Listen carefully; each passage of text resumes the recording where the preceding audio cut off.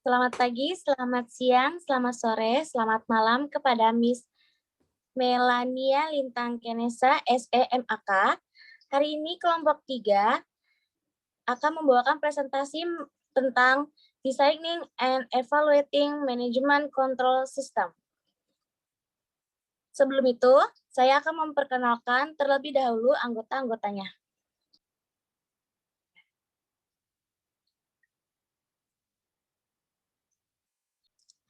Yang pertama, ada saya sendiri, Wigita Priscilia.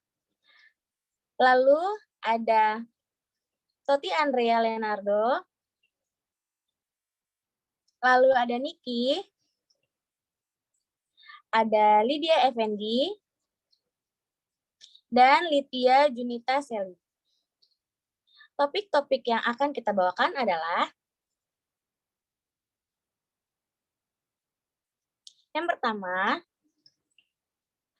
ada Designing and Evaluating MCS. Yang kedua ada Choice of Control. Yang ketiga ada Choice of Control Techniques. Yang keempat ada Adapting to Change. Yang kelima ada Keeping a Behavioral Focus. Yang keenam ada Maintaining Good Control. Lalu, presentasi yang akan dibawakan pertama adalah oleh Lydia. Kepada Lydia, saya persilahkan. Terima kasih kepada Saudari Wigita. Selanjutnya kita akan membahas Designing and Evaluating Management Control System. Dalam proses mendesain dan meningkatkan MCS atau Management Control System, seorang manajemen harus memperhatikan dua pertanyaan yang menjadi dasar pedoman atau arahan penting untuk melakukan tindakan-tindakan yang diinginkan.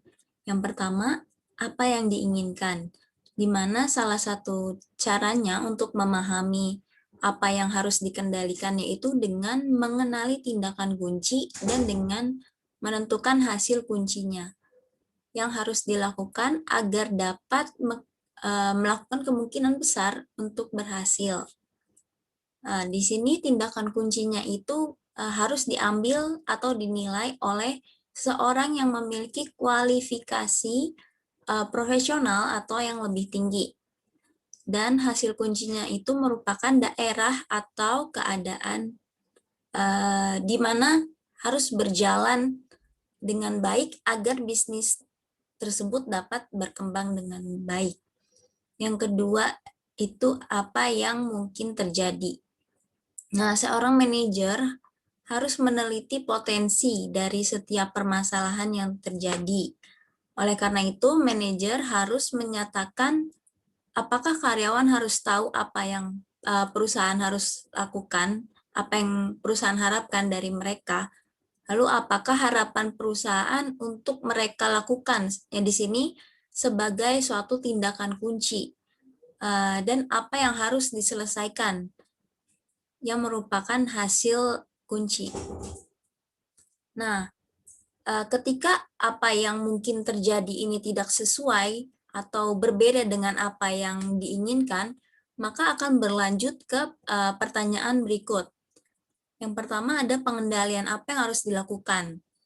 Yang kedua, seberapa ketat pengendalian tersebut diaplikasikan. Oke, berikutnya kita akan membahas tentang pertanyaan yang pertama, yaitu pengendalian apa yang seharusnya digunakan atau choice of control. Nah, dari pembahasan sebelumnya mengenai pengendalian manajemen, ada beberapa macam pengendalian. Di sini ada research control, ada action control, personal control, dan culture control. Nah, di dalam pemilihan atas pengendalian ini, dari beberapa jenis pengendalian itu tidak sama efektivitasnya dari pengendalian ini untuk menanggapi setiap permasalahan manajemen yang terjadi. seperti misalnya behavioral constraint yang ada di dalam action control ini tidak mampu atau kurang tepat untuk mengatasi masalah kurangnya arah. Nah, oleh karena itu, jika terjadi kurangnya arah, maka manajer harus melakukan perhatian dengan mempertimbangkan bentuk kontrol atau bentuk pengendalian yang lain. Sehingga untuk memilih pengendalian yang harus dipakai itu, perusahaan harus melakukan identifikasi dasar terhadap permasalahan kontrol atau permasalahan pengendalian. Selanjutnya di dalam pemilihan atas pengendalian ini ada alternatif yang dibuat oleh manajer.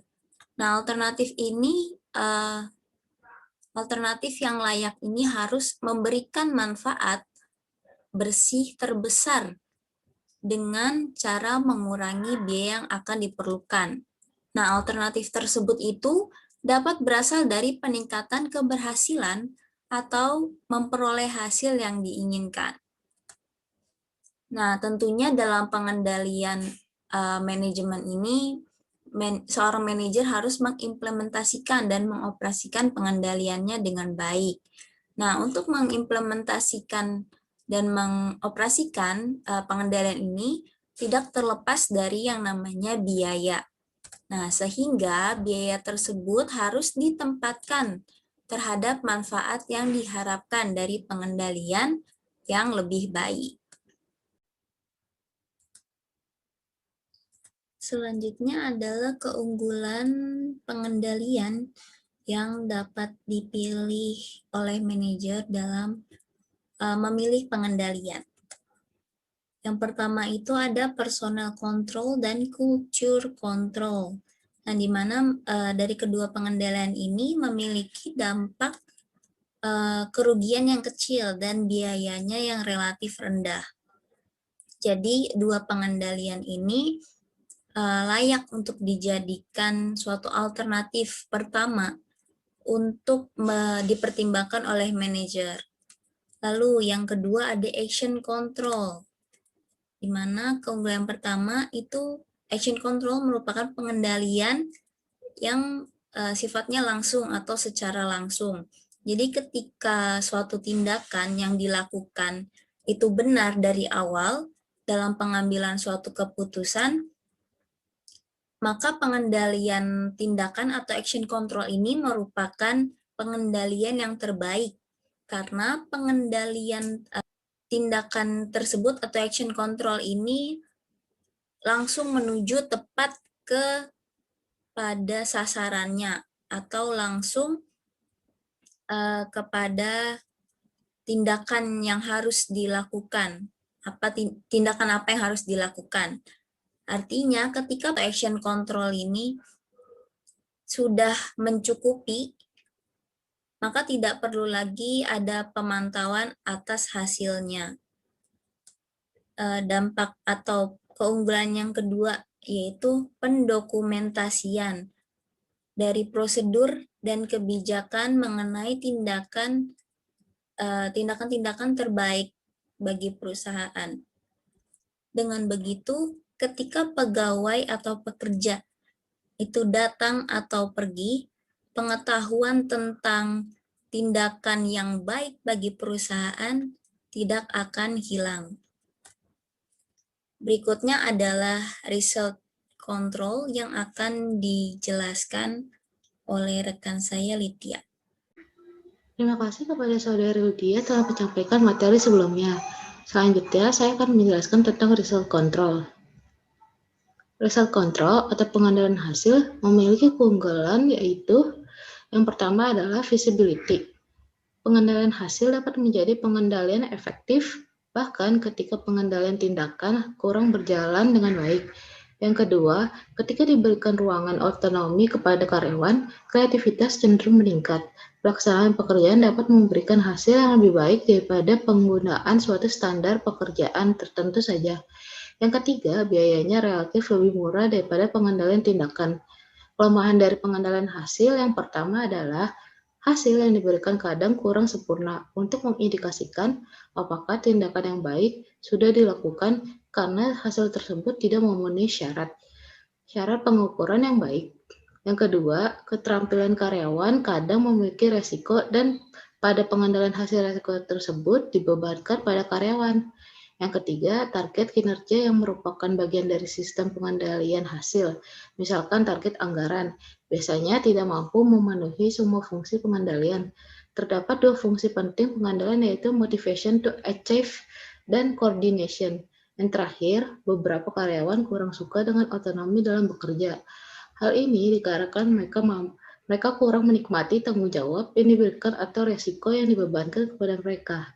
Untuk mengatasinya, karyawan diberikan pilihan untuk bekerja sesuai keterampilan dan ambisinya.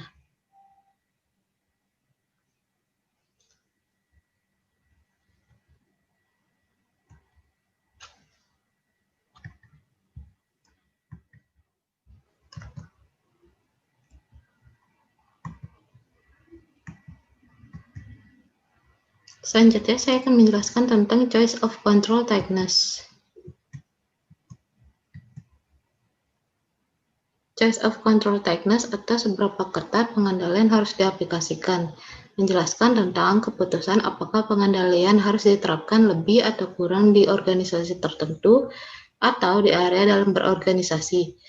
Bergantung pada jawaban atas 3 pertanyaan, yaitu 1. Apa manfaat potensial dari kontrol yang ketat? Manfaat potensial dari kontrol yang ketat juga cenderung lebih tinggi jika kinerjanya buruk. Yang kedua, berapa biayanya?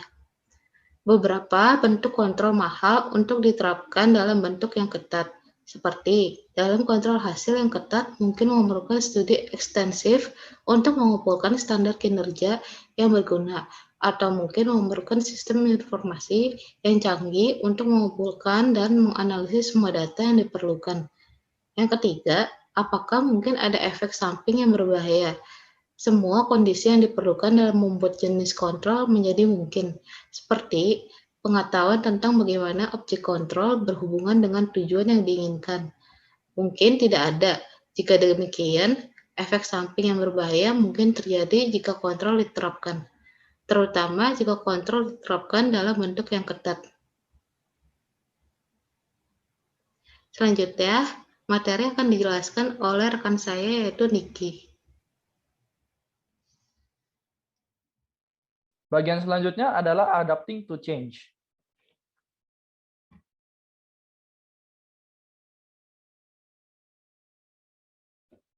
Banyak perusahaan yang menekankan pada satu bentuk pengendalian manajemen pada satu waktu tertentu, tetapi seringkali mengubah penekanan ke bentuk lain karena kebutuhan, kemampuan, dan lingkungan yang berubah. Misalnya, dalam perusahaan kecil biasa dapat dikontrol secara memadai melalui kemampuan pengawasan dari para pemimpin dan pendiri. Namun, seiring pertumbuhan organisasi, maka perlu adanya kontrol yang harus diganti atau ditambah dengan bentuk kontrol lain. Selain pertumbuhan, banyak faktor situasional lainnya, seperti persaingan yang semakin ketat, ekspansi global, dan pengaruh teknologi.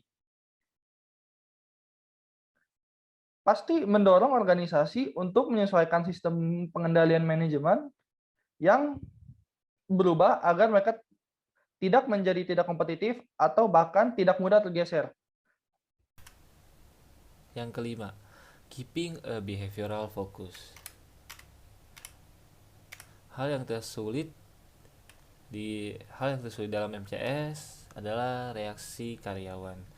Karena manfaat dan efek sampingnya tergantung pada bagaimana karyawan akan bereaksi terhadap pengendalian yang sedang digunakan. Karena memang tidak ada pengendalian atau kontrol yang optimal dalam semua keadaan. Sehingga penting untuk tetap fokus pada orang-orang yang terlibat, karena tanggapan mereka akan menentukan berhasil atau tidaknya MCS. Selanjutnya, saya akan presentasikan poin ke-6, yaitu mengenai maintaining good control, atau biasanya kita sebut dengan mempertahankan pengendalian yang baik. Oke. Nah, di sini ada, tidaklah mudah untuk mempertahankan rangkaian MCS yang telah disetel dengan baik selama periode waktu yang lama, terutama ketika organisasi beroperasi di lingkungan yang berubah dengan cepat gitu. Lebih lanjut, beberapa MCS yang tampaknya tidak memadai sebenarnya cukup efektif karena meminimalkan beberapa efek samping yang berbahaya. Nah, karenanya kritik terhadap MCS harus dilakukan dengan hati-hati. Nah, pengendalian yang terkesan longgar mungkin memiliki beberapa manfaat yang tidak terlihat, seperti kreativitas yang tinggi, semangat kerjasama yang sehat, atau biaya yang rendah. Bahkan, jika terdapat efek buruk, tidak selalu berarti bahwa MCS yang buruk telah ada gitu, atau tidak selalu gitu. Nah, selanjutnya ada pengendalian, kegagalan dalam pengendalian. Nah, yang pertama ada pemahaman atas pengendalian manajemen yang tidak sempurna. Nah, pemahaman yang tidak sempurna mengenai penentuan dan atau pengaruh pengendalian manajemennya. Lalu yang kedua ada penundaan implementasi pengendalian manajemen. Ini kecenderungan manajemen untuk menunda implementasi pengendalian manajemen untuk mengerjakan permintaan bisnis lain yang dianggap lebih penting dan lebih utama, seperti itu. Nah, penundaan implementasi juga dapat disebabkan gaya personal manager dalam memimpin perusahaan. Nah, karena tidak mau beradaptasi dengan lingkungan yang berubah. Dan presentasi dari kelompok 3, mudah-mudahan ilmu yang kita berikan dapat diterima oleh kalian ya. Terima kasih.